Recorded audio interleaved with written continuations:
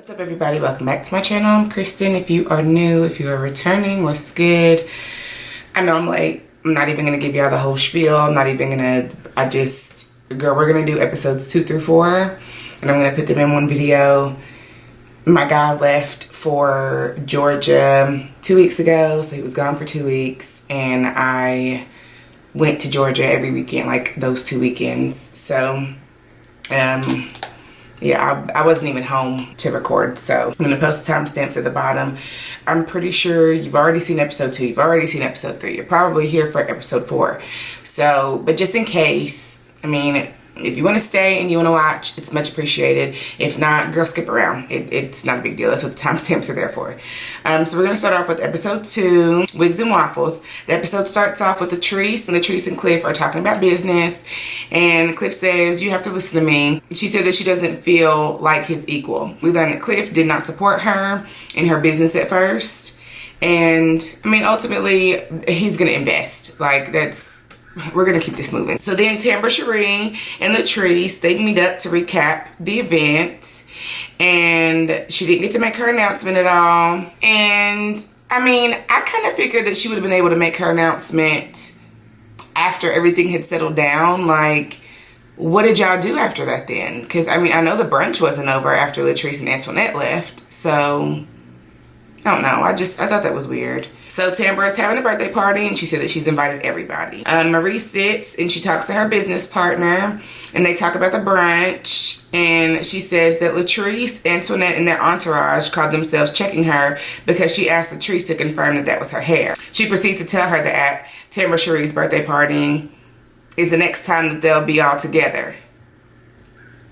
Right. So she's pretty much telling her business partner that, well, Tamara Cherie's event is the next event that we're all going to be at. So I guess you plan to ruin that one too. Like,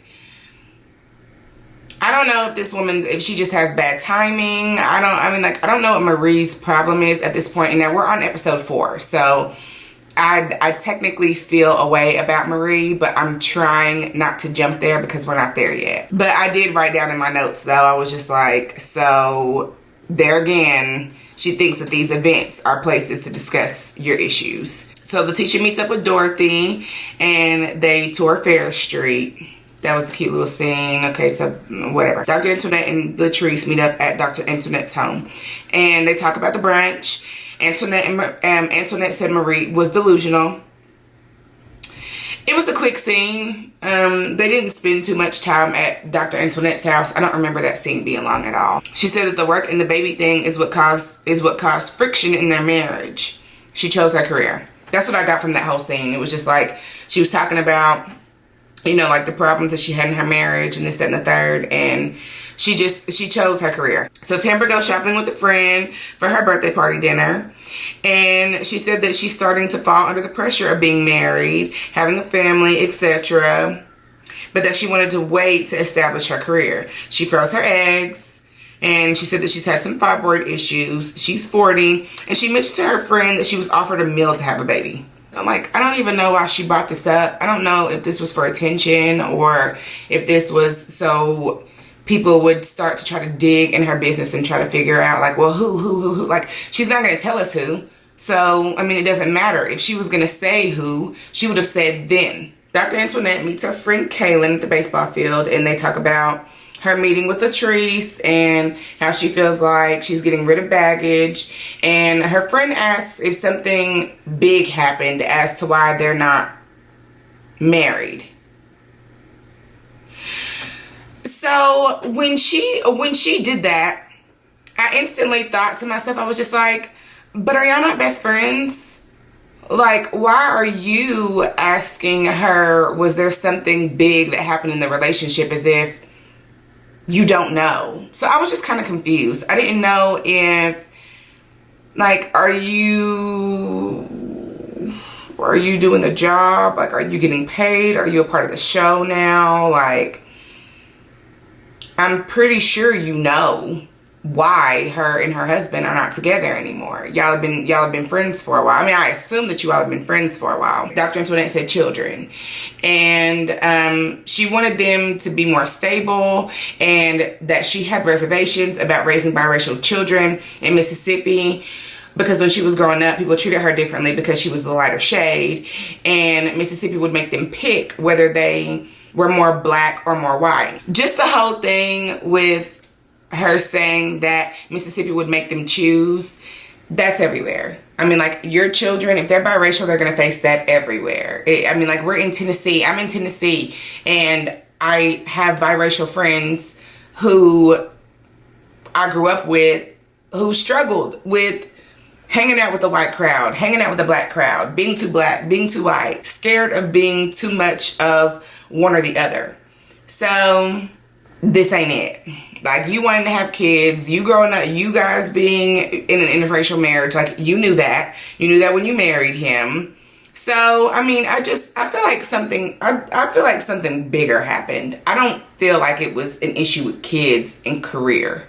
And that's just my opinion. I'm just gonna keep going because I didn't really care much about that scene being on the baseball field. So Tamara Cherie's party starts off, and the teacher mentions that they had not seen each other since the brunch. And Latrice says, speaking of the brunch, she didn't respect the way that Marie came at her.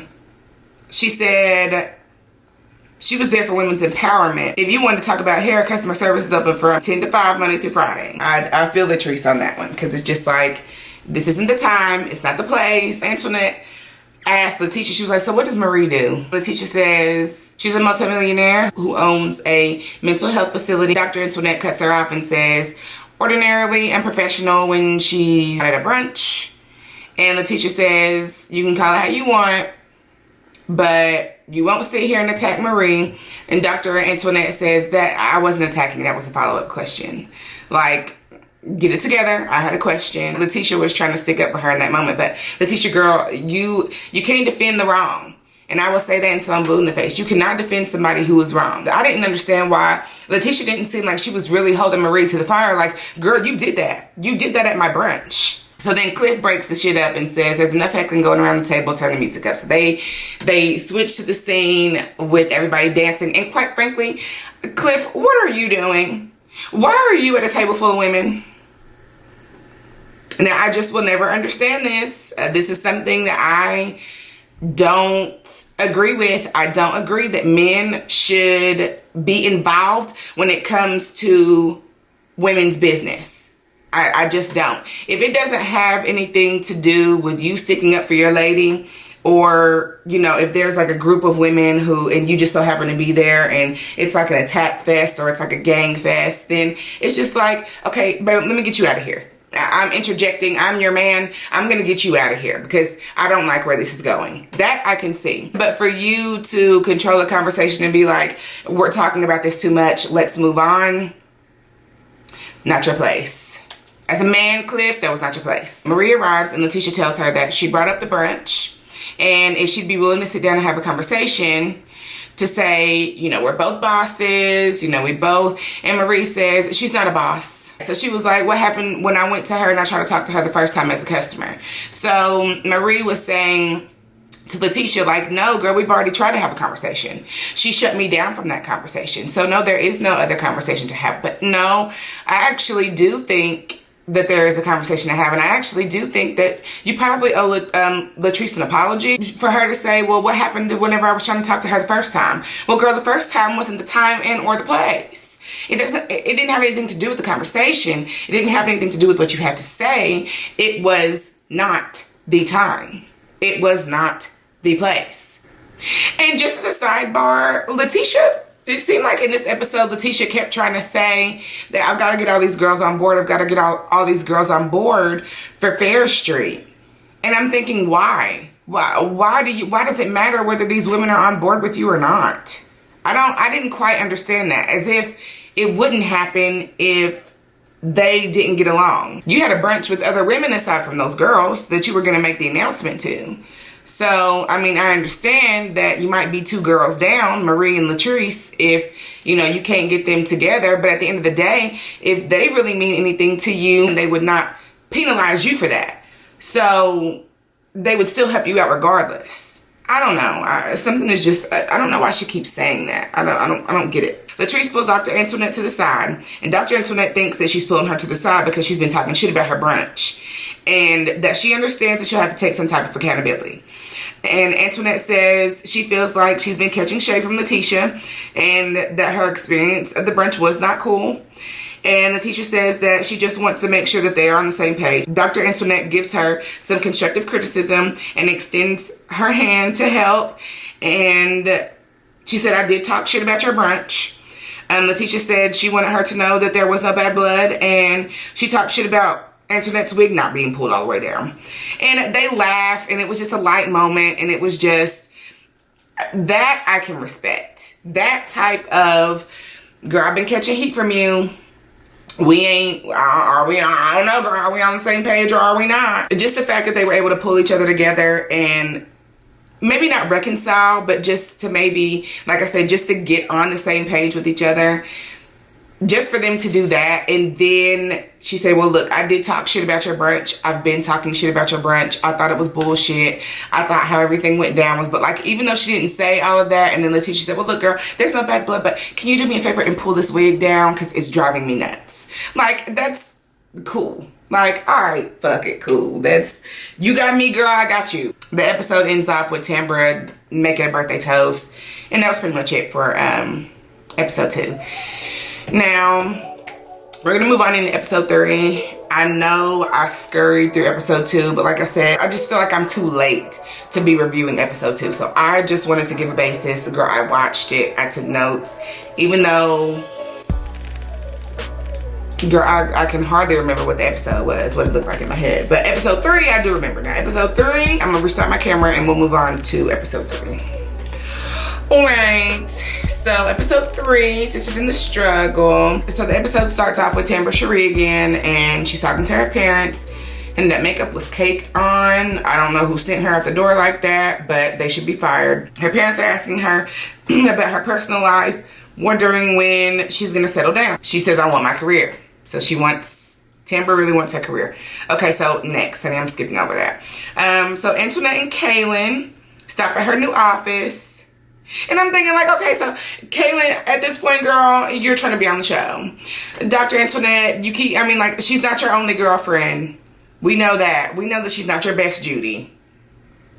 I feel that deep in my heart that Kaylin is not her, she's just, for her to be bringing her around like, girl, I think you're trying to be on the show. I think you're trying to mix things up. And maybe we just don't, we're just not here yet for it. The tree shows up and they talk about Tambra's party. So Antoinette said, can we talk about how Letitia shaded the hell out of me every time she opened her mouth? And she was trying to act above talking about the brunch at Tambra's party. So then Kaylin asked, what's it mean when people say they're real?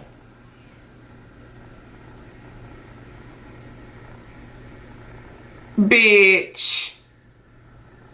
Okay, so you're definitely trying to play the innocent white woman from Mississippi who doesn't see color. Like I don't understand black innuendos. Like, girl, you've been clocked. Kaylin can sit down. I don't understand what she's here for. So Marie's got a whole fucking house of grandbabies. Not realistically, but she's got 2 or 3 grandbabies. And her son is off living fucking life. She said that her and her husband have been married, divorced, and married again. She said that she's supporting all of her 4 children, her sons, 3 kids, and his baby mamas.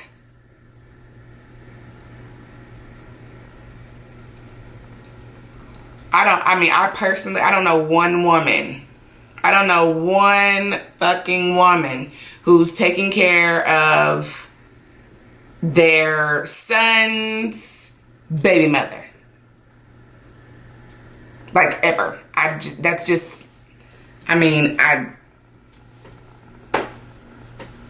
ain't never seen that shit. So baby mama 3 comes in to get the baby, and she asked when was the last time that Jerez, which is Marie's son, she asked when was the last time that he had seen the baby. And she said the last time that she brought the baby over. And Marie was like, that's been a while. And then she asked if the baby had what he needed from her son. And the baby mama said she usually hits Marie up if the baby ever needs anything, because baby daddy don't respond. Jerez don't respond whenever she hits him up. So Marie said that he's going to have to start learning to be responsible because he's unappreciative. And she explained that she tries to help because he's in school. No, girl. No. Like, I mean, if I had a son who was in school and he had a baby that was back home and he decided to leave for school, maybe. We talking about 1. We ain't talking about 3. And I for damn sure am not about to take care of the baby mama. That's not my responsibility, girl. Y'all did that. That's y'all's baby, not mine. I can't give you that. I can't give you that. And then baby mama number 1 showed up. Baby mama 3 was just looking like so fucking awkward. So baby mama number 1 stays behind to talk, and Marie says she hasn't talked to her son. And baby mama number 1 says he's been staying with her. So Marie says she's not taking care of her son anymore then. She's got the baby mama and the baby, but not her son. Marie is backwards to me. Like, Marie is just a very ass backwards person to me. If me and Marie were in the same environment, I can almost immediately tell you that we would not gel. We would not click. I don't get it. I don't understand how in one breath she says that she wants Jerez to be responsible and take responsibility, but you're still gonna take care of his baby mama. Like, I understand you taking care of the grandbaby, you know, getting the grandbaby what he needs, but you taking care of the baby mama, that would be Jerez's responsibility as well. If y'all are together, I mean, like, if the 2 of them are together, that's his position to provide for his family, for his baby mama and his baby.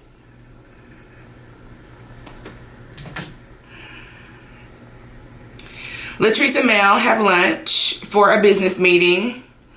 Latrice invites Cliff to lunch because he wants to be included since he's investing. Cliff comes in mad because he wasn't invited, and he's upset that she would make decisions without him because his money is going into it. That was pretty much all I got from that scene. Marie comes to Letitia's house for the first time, and they talk about Tamara Cherie's party.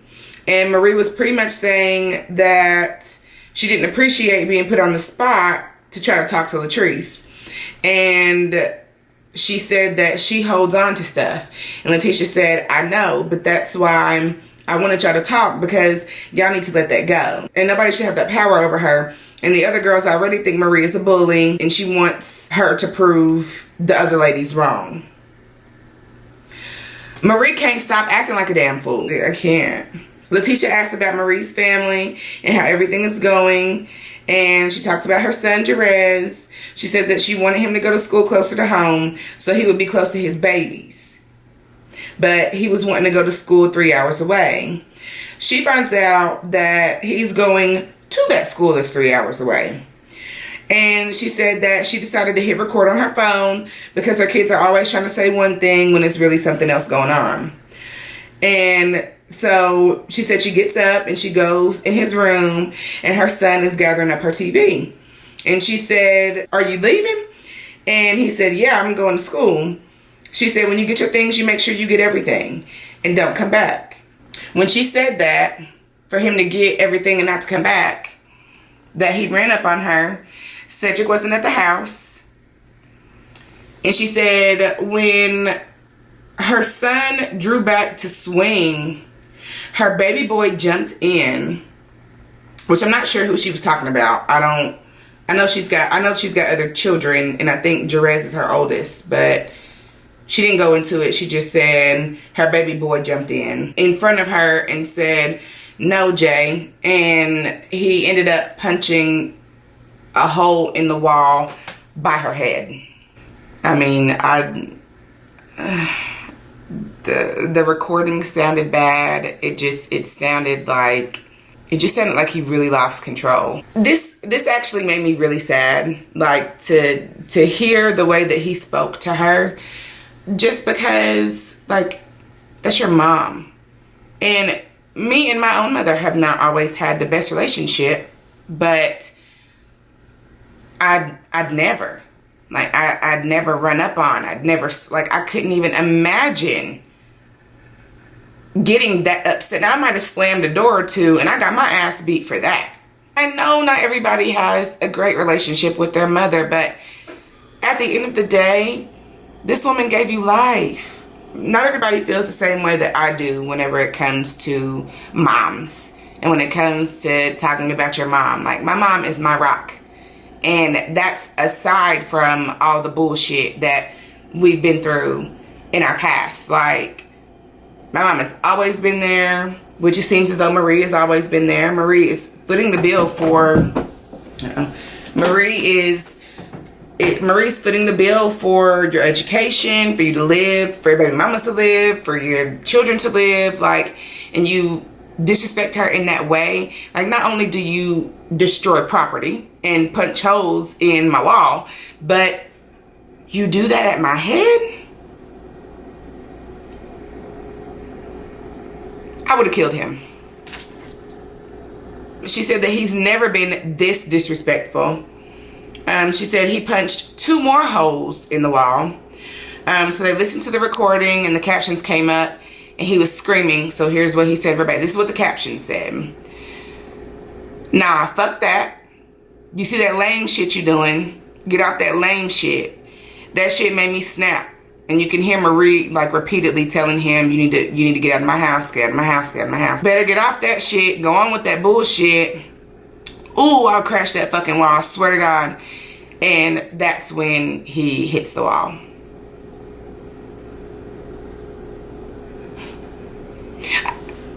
Me and my mother have been into arguments. I've never, ever said, like, you can go on with that bullshit. You can get on somewhere with that bullshit. Like, I would never. Oh my God. Like, I don't know. And maybe it blows my mind because I personally don't know any males, any black males in my life who don't hold their mother in the highest fucking regard. I don't know not one nigga that has a problem with their mother and who says, nah, fuck her. I don't fuck with her. Never. So I think I think it's weird. But Marie breaks down and she feels like she's never said anything to make him talk to her like that. And she feels like he hates her.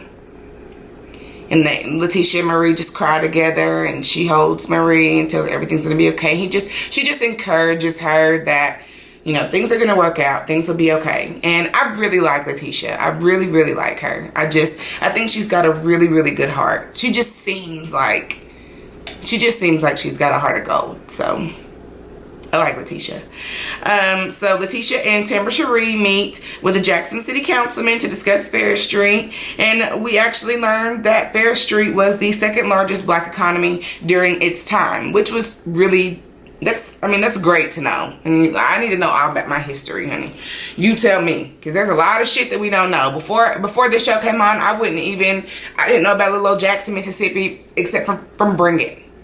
You know what I mean? Like, so it's good to know that it's good to see that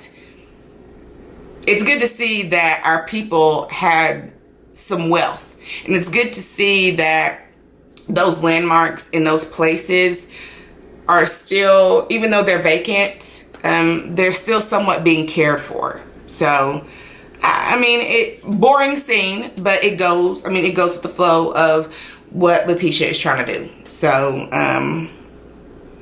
so Latrice and Cliff, they swim. She can't swim. She said she was thrown in the pool by her brother when she was younger. That's every black person's story. I'm telling you, like, We play too much. We play too much. When we get to the pool, the boys, the first thing they want to do is start throwing bitches in. And not everybody can fucking swim. Now, I can swim. I took swimming lessons when I was younger. My parents were determined that my sister and I would not be the black kids at the pool party who could not swim. So I can check that off my list. But majority of black people don't know how to swim. A lot of us do. A lot of us don't. Marie and Cedric catch up, and she tells him that her son is about to come over and talk. And she asked her assistant Essie to come over and act as a mediator. She's catching him up because he didn't come home last night. He says he stayed at his spot.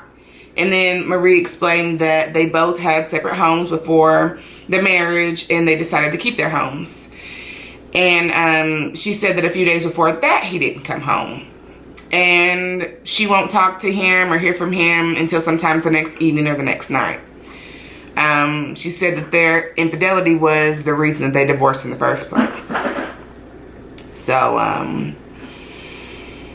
that was interesting to kind of see, to be introduced to Cedric and their dynamic and just kind of where they come from. I ain't no motherfucker want to come home, no. And quite frankly, I don't give a fuck if we got two separate places or not.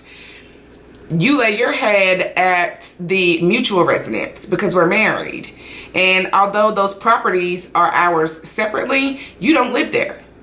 So, you know, unless there's an issue or we are just absolutely going at it and I tell you, you can get the fuck out, and or vice versa, all right, cool, because I got my own spot to go back to. But at the end of the day, you're not just going to be out here with your dudes on a guy's night or whatever and think that, you know, it got too late, you know, I got too, you know, too fucked up, so I stayed at my house.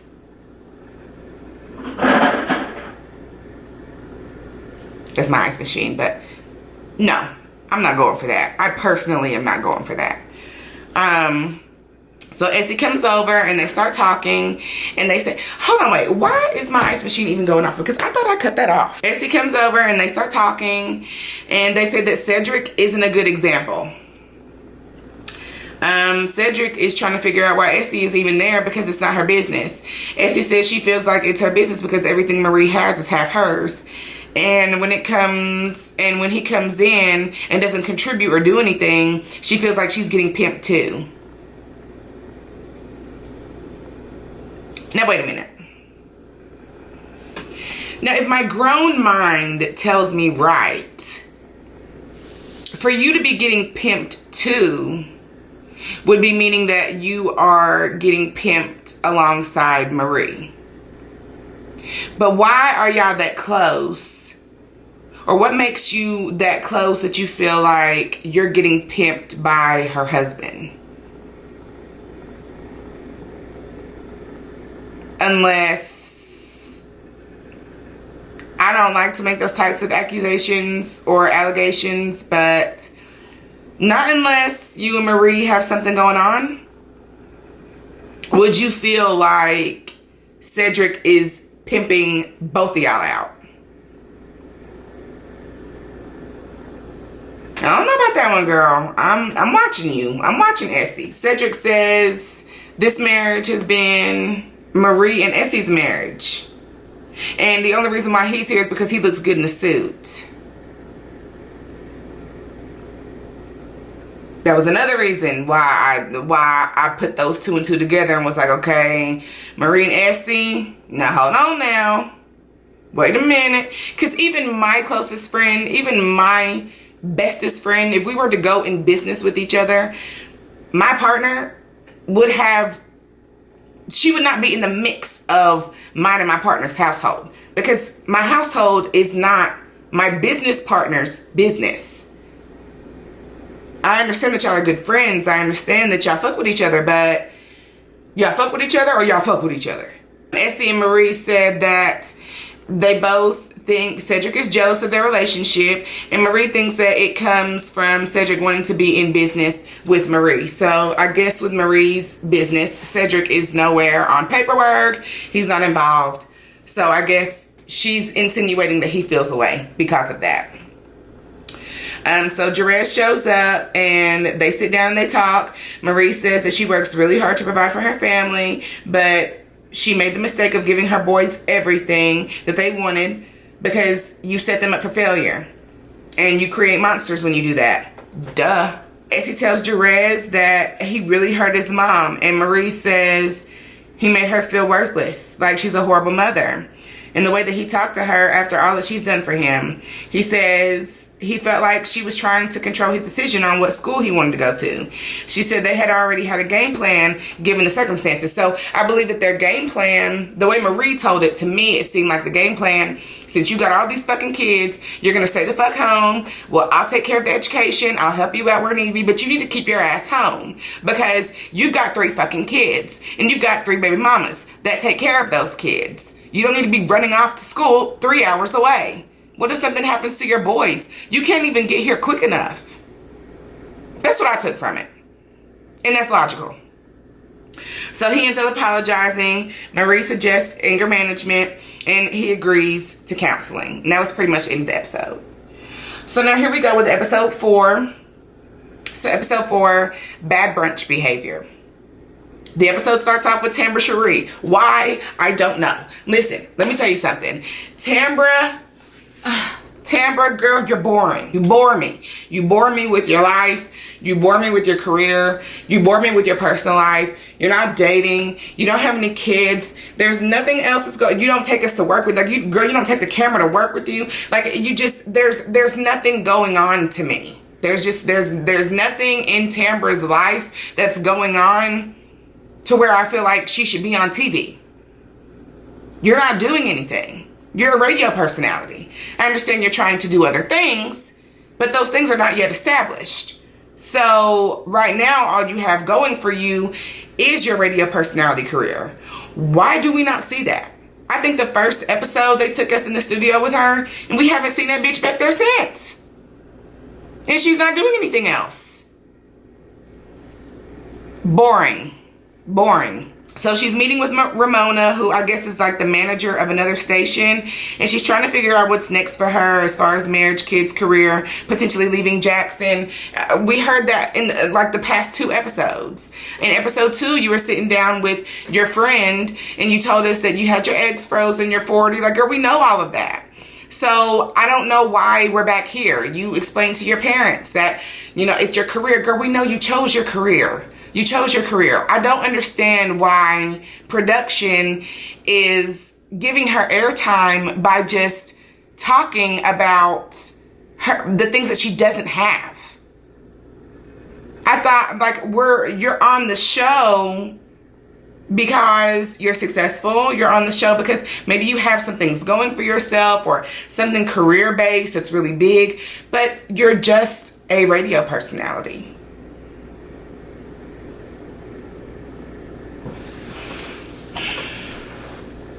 And furthermore, and I didn't speak on this on the episode 3's review, but I mean, as far as everybody pressuring her or for her to feel pressured, you're 40 years old. Shut that shit down.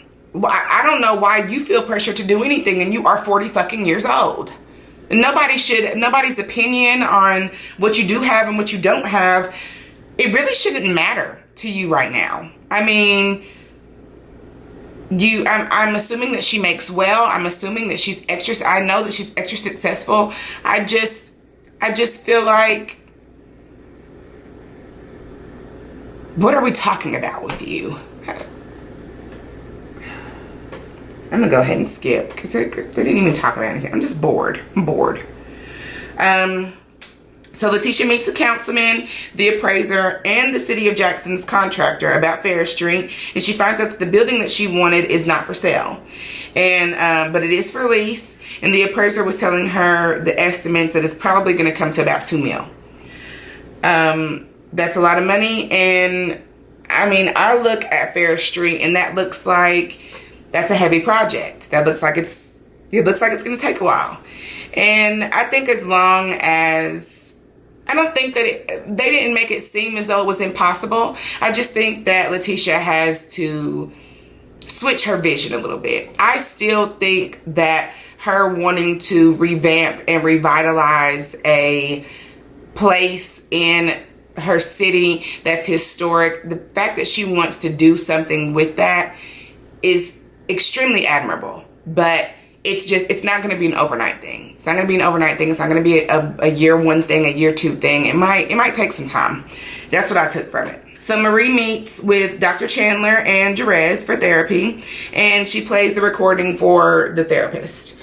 Jerez says that he felt as if everything that happened for no reason. He's still choosing to go to school, so why be mad? Marie pretty much tells him how unappreciative he is. She had him at 18 and how she was in a dark place because her mother struggled with substance abuse and wasn't there for her. So she was just saying how she made it a point that whenever she had Jerez, that she was going to be everything her mother was not to her. Which I think that's every parent's goal. Every parent wants to be better than themselves. They want to be better than what their parents did for them. Like, that's every parent's want with their kids, is to be better. The therapist broke it down for him in basketball terms about his anger and how being angry and being a black man has consequences. You got to get that under control. And he said that he feels like Jerez is just going through growing pains. I think he advised Jerez to keep coming back for counseling or something like that. I don't remember, but I know he told Marie not to record anything else. Latrice is at her business, and she mentions in her confessional that she can't attend Letitia's second brunch. And she heard that she invited Marie, and she said she's over it, but she's done. I get it.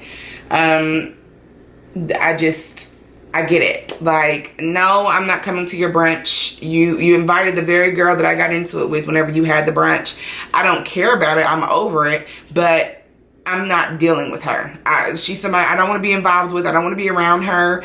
And Latrice has every right. She has every right. I'm the same way. Like, if you cross me, I know what I'm fucking with. I know what type of person you are, and I'm not fucking with you. So I would prefer not to be in your atmosphere. I prefer not to be around, just period. It doesn't have anything to do with somebody taking my power. It's actually me keeping my power. It's actually holding my peace by not attending. Because if something pops off, I can't tell you that I'm going to just get up and walk away next time. I fuck with Latrice for that. She can make that decision.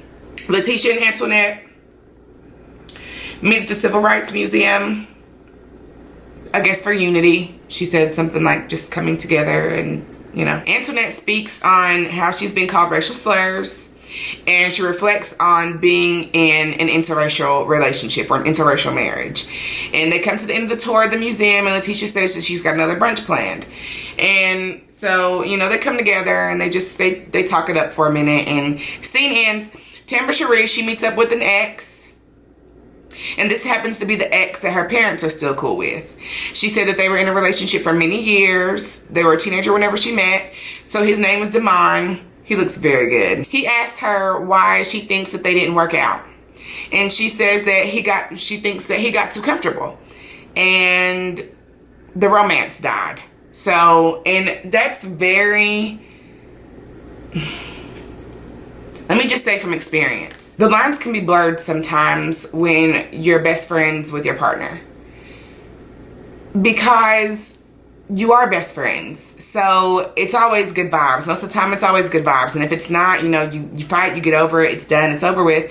But there's still that thing that's just like the romance can kind of dwindle away. Before you know it, you feel like roommates, because y'all aren't fucking. Y'all aren't going on dates. Y'all aren't doing this. Y'all aren't doing that. So I feel Tambra when she said that. Like, I felt that in my soul whenever she said that, because it's great to be best friends with your partner, but it's a gift and a curse. So Tambra asked the question again, or she asked that same question back, and he says that Tambra and Tambra Cherie are two different people.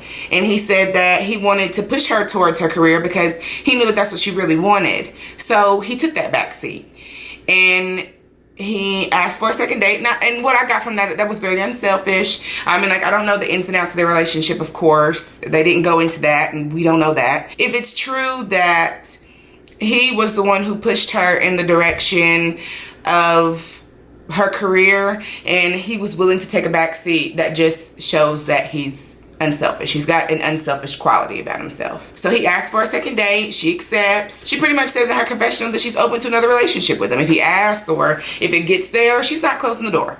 And that's good. That's nice, because they seem like they vibed. I mean, for them to be exes, she said that they broke it off. There wasn't any beef. So that always makes things easier whenever you can break up and there not be beef. Like, we're still friends. There's just two people. We didn't work out. We didn't work out while we were at least in a relationship. So understandable. My battery's about to die. Let me switch. Okay, so Letitia's brunch. Everybody starts showing up. Antoinette goes around the table and hugs, and she greets everybody. And she gets to Marie, and Marie makes a comment. Of course she does. That Antoinette doesn't have her. She's like, oh, you don't have your entourage with you, aka Latrice. And Antoinette reminds her that we don't have beef. So, like, don't hop down my throat about something that you have a problem with Latrice about, because that's not my issue. You and I don't have a problem. Marie says, you've been treating me like we have beef. Antoinette says, well, I feel the same way, but it's a new beginning. She hugs her anyway. Love it. So Kaylon arrives, and they start the brunch, and they start those damn affirmations. Okay, so they eat. They start talking about race, their experiences being black, racism, colorism. I like the conversation. I mean, overall, I thought it was a good conversation to have. I mean, this is a women's brunch. Despite the fact that there's one white woman here, that's not going to stop us from having this conversation. I don't think anybody there was worried about whether they were making her uncomfortable. I think that's just how the conversation went. Kaylin is looking like the whole time, like, kind of like with her head down. And then she gets up to step out. Antoinette follows, and Kaylin is crying, saying, we don't talk about people like this. Letitia steps in to check out the situation, and so did Tambra. I did not like that. Like, the one, you're causing a scene. I don't know if that were me and I was uncomfortable and I left out, and then my friend came in after me, and then here comes two other girls.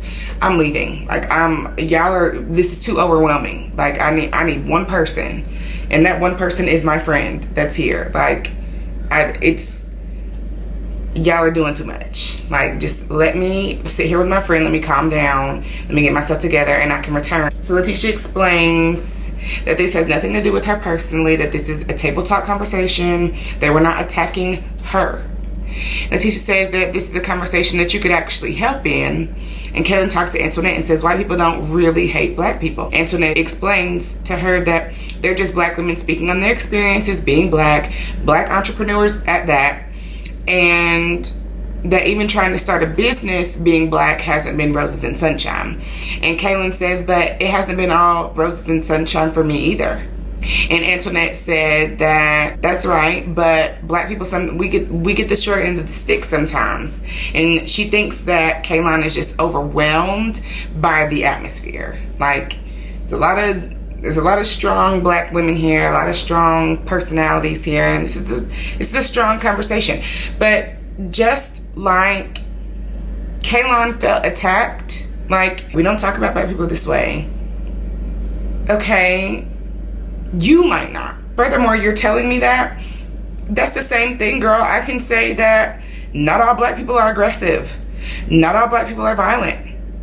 Not all of us are angry. Everything that Kaylon said, I could counter that. Another woman comes out to speak to Kaylon and lets her know that her being a part of the conversation was a good thing. Nobody intentionally attacked her. It's just the reality. And the other woman lets her know that she can't guarantee that the conversation won't come back up, because at this point, everybody wants to know why the only white woman stepped out. So they walk back in, and Antoinette introduces Kaylon to everyone, and she explains that she felt attacked because her white family doesn't treat black people the way we have experienced. Kaylon explains that the media presents white people as people who hate black people, and they really don't. Marie interjects comments and says that this brunch is about Letitia and her announcement. Marie says in her confessional, we're talking about our history, Black history. Why are you offended? She says she feels like they've talked about it long enough. We're here for the announcement. So Kaylon says, but we're talking about real stuff right now. We were talking about real stuff before you got up and left too. Marie says, this is Letitia's brunch. Kaylon says, I think you've got to be in control of things. And Marie says, in control? Essie steps in and looks right at Kaylon and says, this brunch is not about this. This brunch is about Letitia. Like, so she points at her like that. And mind you, Essie, let me see. So just imagine Kaylon in my spot, right? Essie is right here, right? And I'm thinking, actually, no, girl, you're out of line. Because, one, you're in my personal space. If you're that close to me, and you're pointing and you're looking down on me and you're telling me that this is not about this. This is about her. Find your seat before I get the fuck up. So Kaylon looks at Marie and says, you've got to be the center of attention. And you, speaking of Essie, have to make sure that everybody, and then in this one particular point, Marie is talking. Essie's talking, Letitia's talking. So I could not hear what Kaylon said, but like for like a split second, some of what she said was inaudible. But then what she say after that? And you have to make sure that everybody, the part that I couldn't hear, because Marie is a nobody. Marie stands up and says, if you think I'm in control, maybe I am, because this is about my girl. If you think I'm a nobody, Google me. Kaylon gets sarcastic and says, oh my God, I just attacked her. Marie says, you can bounce, baby. Meanwhile, the councilman is bouncing his ass out of this event. Letitia and Miss Dorothy are trying to calm things back down. And then Marie says, it's time for her to leave. And Kaylon said, no, it's not. Marie said she needs to make my name taste like poop in her mouth, because I'm the wrong one. Kaylon says, well, then come here. Marie says, it's not the 50s and 60s. You don't tell me to come here. You understand me? Letitia says, Marie's intentions were good, but things are too far. Kaylon was out of line, but two wrongs don't make a right. That's what she said in her confessional, and then we get it to be continued. Kaylon, girl, like I said, I still don't know why you're here. I haven't quite figured that out. You know, usually if somebody like has a friend, they're not in each episode. You know what I mean? Like, you're in an episode here and there. She's been on every episode since episode 2. And we're in episode 4 right now. I just felt like for you to have a Black friend and for that to be like one of your rollies, you didn't do a very good job at listening to her people and the people who were around her that she associates with. This isn't her brunch. She invited you to a brunch that she was invited to. You're a +1, bitch.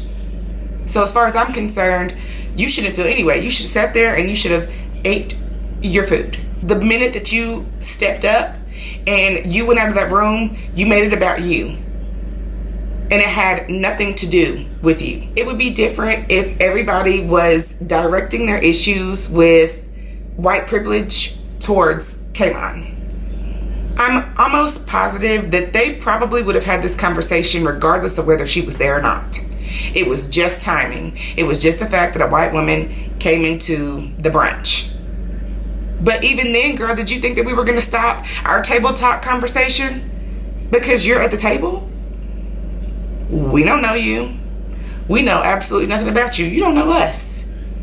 So that confuses me even more. Like, why would you even take that personal? Nobody here even knows you. I don't want to see her. I don't want to see Kaylon anymore, though. I don't want to see her anymore because I didn't want to see her from the jump. I mean, to me, nobody else is bringing their friends in on the show. Dr. Antoinette is the only one who was brought in a friend. I mean, like Letitia and Marie, Latrice, all of those women have assistants. So they're people like Melanie and Essie. Those people are a part of their business. That's what this show is. about Black women and their business and their successes and their lives. So I don't want to see a white woman on this, period. We have Housewives for that. Like, there are other shows where we can see plenty of white people. This was an all-black show. I thought this was an all-black show. So, and I mean, you know, girl, I mean, like, it is what it is. I kind of fucked with Kaylin in the beginning because it was like, okay, well, she seems like, you know, she seems like a good friend, you know, type of thing. But when she asked, I can't even say that, because the first episode that she was on, they went to the baseball field, and I was wondering what her motive was to begin with, because she asked Dr. Antoinette that stupid ass question about her marriage and why her marriage ended. But you're her friend, so you should know that. But I feel like that was more so like producer influenced. Like, okay, you guys are gonna go to the baseball field, and Kaylin, you're gonna ask Dr. Antoinette if there was anything wrong. Like, I just felt like she was put there for that. And now she's here. Next thing you know, she's asking, what do people mean when they say real? And then it's, I swear to God, we don't think about you guys like that. We don't talk about you guys like that. Like, girl, this episode was really good. I did like this episode. I kind of can't get past Tambra. I'm actually kind of also tired about hearing about Fair Street. We understand that that's your project. We understand that that's what you're working on. Where is your family life? We're only in episode 4. I don't know how many episodes this season will be. I'm sure we'll get there. We'll see what the To Be Continued does and what happens as they close out the brunch. Hopefully Letitia got to make her announcement. But it's also a bad look that this is Letitia's business, and she says that she hosts women's empowerment brunches, and that's her thing. And each brunch that we have seen of hers has gone to shit. I haven't seen anything successful. I haven't seen anything actually go down in a manner that you would feel like, oh, that seems like they had a good time. We've seen 2 of the brunches that you host, and if you do this for a living, honey, brunches might not be your calling. But this has only been 2 out of the however many. We don't know how many she's ever had. The first brunch that we actually saw was very ratchet. This brunch actually had some substance to it, and I appreciated that. It's just the white privilege does me. That was the end of episode 4. We'll be back for episode 5 when it comes on. Just be on the lookout. Subscribe, turn on your post notifications. I'll be here sometime, girl. I'll post it sometime. But until next time, I'll see you guys then.